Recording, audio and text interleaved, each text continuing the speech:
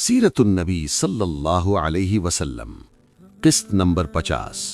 उन्वान, मक्का के गारे सौर तक। इधर हुजूर नबी करीम सल्लल्लाहु अलैहि वसल्लम ने हज़रत अली रज़ी अल्लाह अन्हु से फरमाया, तुम मेरे बिस्तर पर सो जाओ और मेरी यमनी चादर ओढ़ लो। फिर आप सल्लल्लाहु अलैहि वसल्लम ने हज़रत अली रज़ी अल्लाह अन्हु को तसल्ली देते हुए फरमाया, तुम्हारे साथ कोई नाखुशगवार वाक़या पेश नहीं आएगा। मुशरिकों के जिस गिरोह ने आप सल्लल्लाहु अलैहि वसल्लम के घर को घेर रखा था, उनमें हकीम बिन अबुलास, उक़बा बिन अबी मुआयत, नसर बिन हारिस, उसैद बिन खलफ, जमा बिन असवद और अबू जहल भी शामिल थे। अबू जहल उस वक्त दबी आवाज में अपने साथियों से कह रहा था, मोहम्मद सल्लल्लाहु अलैहि वसल्लम कहता है, अगर तुम उसके दीन को कबूल कर लोगे तो तुम्हें अरब और अजम की बादशाहत मिल जाएगी और मरने के बाद तुम्हें दोबारा जिंदगी अता की जाएगी और वहां तुम्हारे लिए ऐसी जन्नतें होंगी, ऐसे बागात होंगे जैसे उर्दुन के बागात हैं। लेकिन अगर तुम मेरी पैरवी नहीं करोगे तो तुम सब तबाह हो जाओगे। मरने के बाद दोबारा जिंदा किए जाओगे तो तुम्हारे लिए वहां जहन्नुम की आग तैयार होगी, इसमें तुम्हें जलाया जाएगा। नबी करीम सल्लल्लाहु अलैहि वसल्लम ने उसके ये अल्फाज सुन लिए। आप ये कहते हुए घर से निकले, हाँ मैं यकीनन ये बात कहता हूं। इसके बाद आप सल्लल्लाहु अलैहि वसल्लम ने अपनी मुट्ठी में कुछ मिट्टी उठाई और ये आयत तिलावत फरमाई। तर्जुमा, यासीन, कसम है हिकमत वाले कुरान की, बेशक आप पैगंबरों के गिरोह में से हैं, सीधे रास्ते पर हैं। ये कुरान ज़बरदस्त अल्लाह मेहरबान की तरफ से नाजिल किया गया है ताकि आप पहले तो ऐसे लोगों को डराएं जिनके बाप दादा नहीं डराए गए, सो इसी से ये बेखबर हैं। उनमें से अक्सर लोगों पर बात साबित हो चुकी है, सो ये लोग ईमान नहीं लाएंगे। हमने उनकी गर्दनों में तौक डाल दिए हैं, फिर वो ठोड़ियों तक अड़ गए हैं जिससे उनके सर ऊपर को उठ गए हैं। और हमने एक आड़ उनके सामने कर दी है और एक आड़ उनके पीछे कर दी है, जिससे हमने उन्हें हर तरफ से घेर लिया है, सो वो देख नहीं सकते। ये सूरह यासीन की आयात 1-9 का तर्जुमा है। इन आयात की बरकत से अल्लाह ताला ने कुफ्फार को वक्ती तौर पर अंधा कर दिया। वो आन हज़रत सल्लल्लाहु अलैहि वसल्लम को अपने सामने से जाते हुए न देख सके। हुजूर सल्लल्लाहु अलैहि वसल्लम ने जो मिट्टी फेंकी थी वो उन सब के सरों पर गिरी, कोई एक भी ऐसा न बचा जिस पर मिट्टी न गिरी हो। जब कुरैश को पता चला कि हुजूर सल्लल्लाहु अलैहि वसल्लम उनके सरों पर खाक डालकर जा चुके हैं, तो वो सब घर के अंदर दाखिल हुए। आप सल्लल्लाहु अलैहि वसल्लम के बिस्तर पर हज़रत अली रज़ी अल्लाह अन्हु चादर ओढ़े सो रहे थे। ये देखकर वो बोले, खुदा की कसम, ये तो अपनी चादर ओढ़े सो रहे हैं। लेकिन जब चादर उल्टी गई तो बिस्तर पर हज़रत अली रज़ी अल्लाह अन्हु नजर आए। मुशरिकीन हैरत ज़दा रह गए। उन्होंने हज़रत अली रज़ी अल्लाह अन्हु से पूछा, तुम्हारे साहब कहाँ हैं? मगर उन्होंने कुछ न बताया। तो वो हज़रत अली रज़ी अल्लाह अन्हु को मारते हुए बाहर ले आए और मस्जिद हराम तक लाए। कुछ देर तक उन्होंने उन्हें रोके रखा, फिर छोड़ दिया। अब हुजूर सल्लल्लाहु अलैहि वसल्लम को हिजरत के सफ़र पर रवाना होना था। उन्होंने हज़रत जिब्राईल अलैहिस्सलाम से पूछा, मेरे साथ दूसरा हिजरत करने वाला कौन होगा? जवाब में हज़रत जिब्राईल अलैहिस्सलाम ने कहा, अबू बकर सिद्दीक होंगे। हुजूर सल्लल्लाहु अलैहि वसल्लम उस वक्त चादर ओढ़े हुए थे। इसी हालत में हज़रत अबू बकर सिद्दीक रज़ी अल्लाह अन्हु के घर पहुंचे।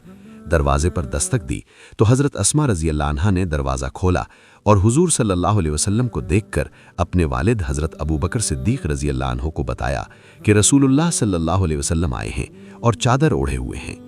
ये सुनते ही हज़रत अबू बकर सिद्दीक रज़ी अल्लाह अन्हु बोल उठे, अल्लाह की कसम, इस वक्त आप यकीनन किसी ख़ास काम से तशरीफ़ लाए हैं। फिर आपने उन्हें अपनी चारपाई पर बिठाया। आप सल्लल्लाहु अलैहि वसल्लम ने इरशाद फरमाया, दूसरे लोगों को यहाँ से उठा दो। हज़रत अबू बकर सिद्दीक रज़ी अल्लाह अन्हु ने हैरत होकर अर्ज़ किया, ए अल्लाह के रसूल, ये तो सब मेरे घर वाले हैं। इस पर आप सल्लल्लाहु अलैहि वसल्लम ने इरशाद फरमाया, मुझे हिजरत की इजाज़त मिल गई है। हज़रत अबू बकर सिद्दीक रज़ी अल्लाह अन्हु फ़ौरन बोल उठे, मेरे माँ बाप आप पर कुर्बान, क्या मैं आपके साथ जाऊँगा? जवाब में आप सल्लल्लाहु अलैहि वसल्लम ने इरशाद फरमाया, हाँ तुम मेरे साथ जाओगे। ये सुनते ही मारे खुशी के हज़रत अबू बकर सिद्दीक रज़ी अल्लाह अन्हु रोने लगे। हज़रत आयशा सिद्दीक़ा रज़ी अल्लाह अन्हा फरमाती हैं, मैंने अपने वालिद को रोते देखा तो हैरान हुई, इसलिए कि मैं उस वक्त तक नहीं जानती थी कि इंसान खुशी की वजह से भी रो सकता है। फिर हज़रत अबू बकर सिद्दीक रज़ी अल्लाह अन्हु ने अर्ज़ किया, ए अल्लाह के रसूल, मेरे माँ बाप आप पर कुर्बान, आप इन दोनों ऊँटनियों में से एक ले लें, मैंने इन्हें इसी सफ़र के लिए तैयार किया था। इस पर हुजूर सल्लल्लाहु अलैहि वसल्लम ने फरमाया, मैं ये कीमत देकर ले सकता हूँ। یہ سن کر حضرت ابو بکر صدیق رضی اللہ عنہ رونے لگے اور عرض کیا، اے اللہ کے رسول، میرے ماں باپ آپ پر قربان، میں اور میرا سب مال تو آپ ہی کا ہے۔ حضور صلی اللہ علیہ وسلم نے ایک اونٹنی لے لی۔ بعض روایات میں آتا ہے کہ حضور صلی اللہ علیہ وسلم نے اونٹنی کی قیمت دی تھی۔ یہ اونٹنی قصوہ تھی۔ یہ آپ صلی اللہ علیہ وسلم کی وفات تک آپ کے پاس ہی رہی۔ حضرت ابو بکر صدیق رضی اللہ عنہ کی خلافت میں اس کی موت واقع ہوئی۔ سیدہ عائشہ صدیقہ رضی اللہ عنہا فرماتی ہیں کہ ہم نے ان دونوں اونٹنیوں کو جلدی جلدی سفر کے لیے تیار کیا۔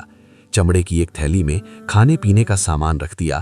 حضرت اسماء رضی اللہ عنہا نے اپنی چادر پھاڑ کر اس کے ایک حصے سے ناشتے کی تھیلی باندھ دی، دوسرے حصے سے انہوں نے پانی کے برتن کا منہ بند کر دیا۔ اس پر آن حضرت صلی اللہ علیہ وسلم نے ارشاد فرمایا، اللہ تعالیٰ تمہاری اس اوڑھنی کے بدلے جنت میں 2 اوڑھنیاں دے گا۔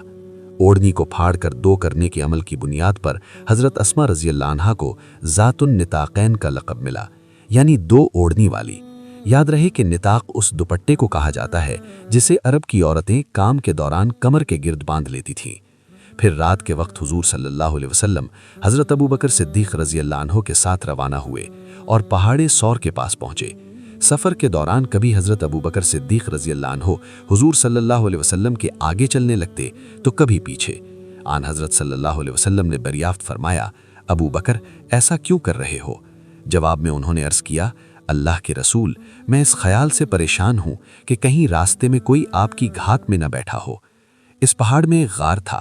دونوں غار کے دہانے تک پہنچے تو حضرت ابو بکر رضی اللہ عنہ نے عرض کیا، قسم اس ذات کی جس نے آپ کو حق دے کر بھیجا، آپ ذرا ٹھہریے، پہلے غار میں داخل ہوں گا، اگر غار میں کوئی موذی کیڑا ہوا تو کہیں وہ آپ کو نقصان نہ پہنچا دے۔ چنانچہ حضرت ابو بکر صدیق رضی اللہ عنہ غار میں داخل ہوئے۔ انہوں نے غار کو ہاتھوں سے ٹٹول کر دیکھنا شروع کیا، جہاں کوئی سوراخ ملتا اپنی چادر سے ایک ٹکڑا پھاڑ کر اس کو بند کر دیتے۔ جاری ہے۔ مصنف عبداللہ فارانی، کتاب سیرت النبی صلی اللہ علیہ وسلم، قدم بقدم، ترتیب سید ابراہیم شاہ۔